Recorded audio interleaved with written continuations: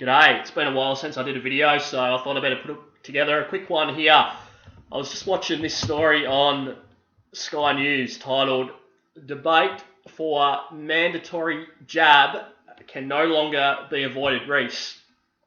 And you can see what the general public thinks of that. 70 thumbs up to 955 thumbs down. Now we come across to this story here, also from Sky, titled, "Melbourne's lockdown is based on a lie." Now take a look at the thumbs up to thumbs down. You've got 1.4k thumbs up to 62 thumbs down. Now you might ask yourself, well, why am I highlighting that? The reason being is because this is a perfect example here of how dumbed down the Australian public is. Okay, so Sky brings out a story titled "Melbourne's lockdown is based on a lie." And you get 1.4k dummies giving it a thumbs up. Okay, and then the same dummies have given this story here 955 thumbs down. Alright, so do you see what's going on here? If not, you're in the right place. So I did a story or a video last year in relation to this character that we see pictured on screen, Peddler Credlin. She done a documentary on the lockdowns there in Victoria with the mishaps that supposedly happened in hotel quarantine. And I was able to show you guys beyond any shadow of a doubt that Sky were all the way in on what's going on, playing both sides. Alright, and she's nothing but an actor. Now, we'll just play this. But first, last night I brought you the breaking news that 2 of the Victorian COVID cases used to justify the extra week of Melbourne's lockdown were actually false positives. In particular, the so-called... Alright, so she's just stated that the reason for the lockdown was the false positives. Well, who pushed the false positives and the lockdown? Sky News. This is what they've been doing right from the beginning. This whole narrative.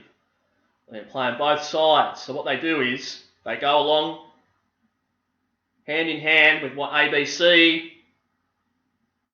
7 News, 9 News, etc. are saying.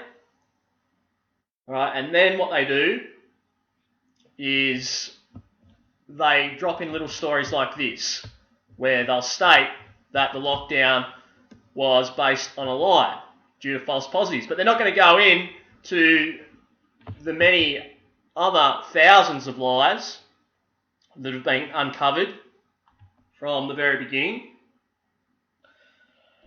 So like I said, they're playing both sides. And obviously, the subscribers have got short memories. I'm going to play this video here now from this character, and you're going to see what's in store for the world in the next couple of months, right? Because this is what this guy is about to state. This doesn't only concern Australia. Right? He's basically telling you the script for the next few months. We also can no longer avoid a debate about making COVID-19 vaccination compulsory. At the very least, it should be required for healthcare workers and aged care workers and people who work in quarantine. Yeah, now what they're going to do is they'll have a list. They'll go down that list. So you'll have the healthcare workers, your police, your public servants, and they'll be expected to be vaccinated first, and then they'll go down the line and they'll say, well, your bus driver needs to be. Oh, you want to get on that bus? You better be too. Train driver, flight attendants, etc. need to be. Oh, you want to use those services? You better be too. It should also be compulsory for anyone who works at major gateways such as airports, railway stations, bus and tram depots. It should be compulsory for anyone. Watch his hand sign too, because you can't stop throwing that up. Returning to Australia from overseas or wanting to travel. It should be compulsory for people attending major events such as football, concerts or theatres. You're listening to this because he's just laying it out for you. I mean, I know there were quite a few of us saying a year ago that this is what was going to happen, and you're seeing it come to fruition as of now. It should be compulsory for people who wish to visit pubs, cafes and restaurants. For those who decide not to be vaccinated, that is their free choice. But it is also a decision to stay at home and not see anyone. It's compulsory to wear a seatbelt in this country.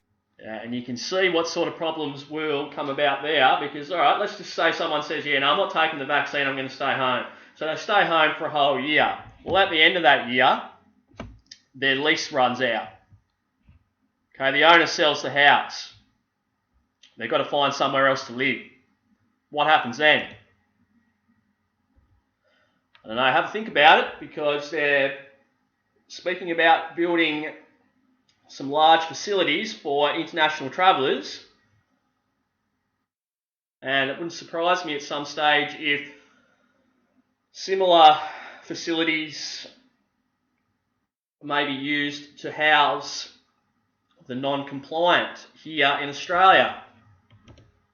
While driving a car. It's compulsory to wear a helmet while riding a bike. Heck, in Australia, it's even compulsory to have superannuation. So I really don't see what the big deal is about requiring people to be vaccinated. It's the way we get out of this mess. It's the way we avoid future lockdowns. Hey, so you heard that? You just say it's the way we get out of this mess. And that's exactly why you get this story here, this event here. It just so happens to come about as we start coming into the colder months here in Australia.